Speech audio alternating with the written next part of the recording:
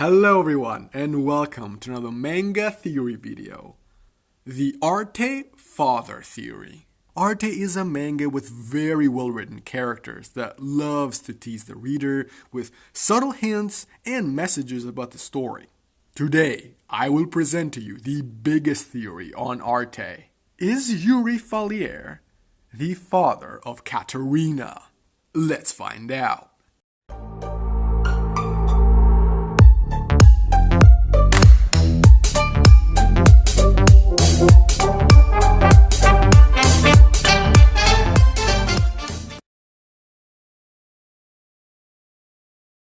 One of the biggest arcs in the entirety of the Arte manga so far is the Venice arc. It all begins in the chapter The Nobleman from Venice, when Leo, Arte's mentor, is visited by a man named Yuri Fallier, who has taken a liking to Arte. He's the son of one of the most powerful families in Italy, residing in Venice, and he wants to commission a series of portraits picturing his noble family. He specifically asks for Arte, since he also has another task for her, to mentor his beloved 8-year-old niece, Katarina Fallier. Over the next 10 chapters, we follow Yuri and Arte to Venice, and meet the new cast of characters, the Fallier family.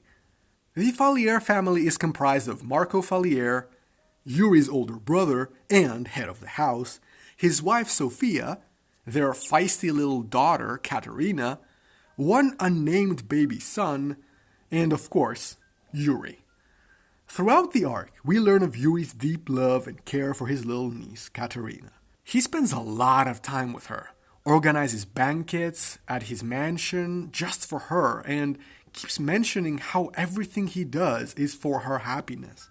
Later in the story, we find out that Katarina has grown up without much attention and love from her parents, since she spent the first 6 years of her life in the family villa miles away from Venice. And this, my friends, is where the conspiracy begins.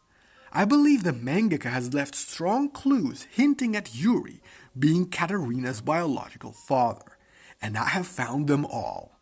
So here they are. Clue number 1. Unreasonable attachment.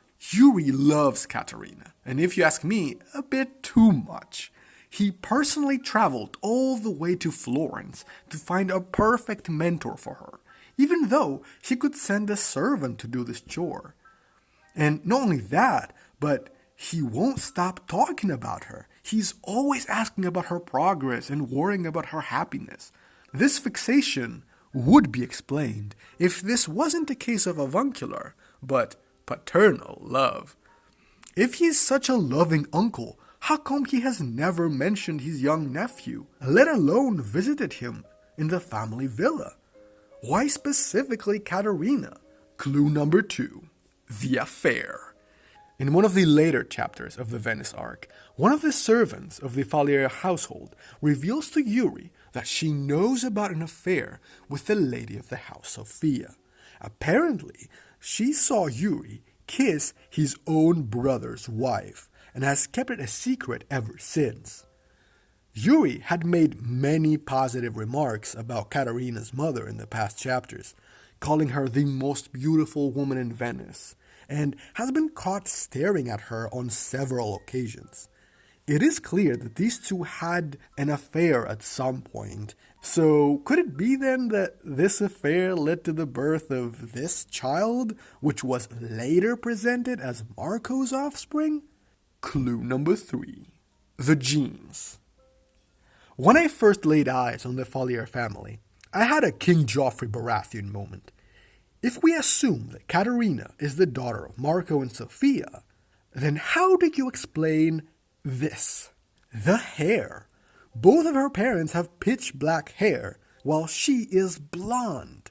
Okay, in the anime, Sofia is a brunette, but still, she's not blonde. And Katarina is not just blonde. In one panel, she's described of having gorgeous golden hair. And who else do we know of who has blonde hair? Well, Yuri, of course. And I hear you say, well, mix. We know for a fact that Yuri and Marco are brothers, so this blonde gene must be running in the family. Except, it doesn't. In one of the early chapters of this arc, it is briefly mentioned that these two are stepbrothers. That means that their father at some point remarried. And how do we know it was their father? Because they both have this same surname, Fallier. And since Yuri is the youngest one, that means he is the product of their father's second marriage. This could lead to the assumption that Yuri got his blonde hair from his mother. Okay, I know, we don't have the Fallier's grandfather appearing in any of the panels, so we don't know if he was blonde or he had black hair, but still, it is a possibility. I'm not an expert in genetics, but this could very well be a subtle clue left there by the writer. I mean, look at them. Clue number 4, the portrait. This is the subtlest of the clues, and appears really early in the Venice arc, so most people probably haven't noticed it. I got a question for you. What was the reason that Arte was brought to Venice? Well, to disciple young Katarina and paint the Fallier family portraits. And which portraits did she paint? Sophia's and Katarina's, the two women that Yuri loved the most in his life, and the two women he could never have. Wait, maybe Marco didn't want a portrait. That's not weird. It wouldn't be if Arte and Yuri didn't have this bizarre exchange about the portraits. In these panels, Yuri asks for a copy of Katarina's portrait in order to place it in his mansion. And I ask you this. Who does this? He's her uncle and he loves her. We get it. This goes beyond avuncular love. This is actually kind of creepy. But wait. If he's her father, then it all makes sense. Yuri wants a copy of the portrait depicting his daughter at a crucial moment in their lives, when they're still really close and before she fully gets integrated into Marco's family and potentially gets estranged. What kind of uncle wants to hang a portrait of his niece in his mansion? Yeah, okay, I know there is no official confirmation by the author, but I believe Kei Kubo intended to create these assumptions, even if she left them unanswered. If she wanted to portray the beautiful relationship between an uncle and his niece, why include the whole kiss thing with Sophia? Also, come on, don't tell me you trust what Yuri says. I mean, look at his face. When he first appeared, I thought he was a villain or something.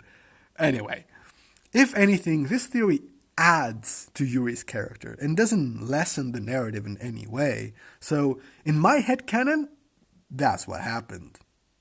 If you like this theory, then check out my other manga theories on my Manga Theory playlist.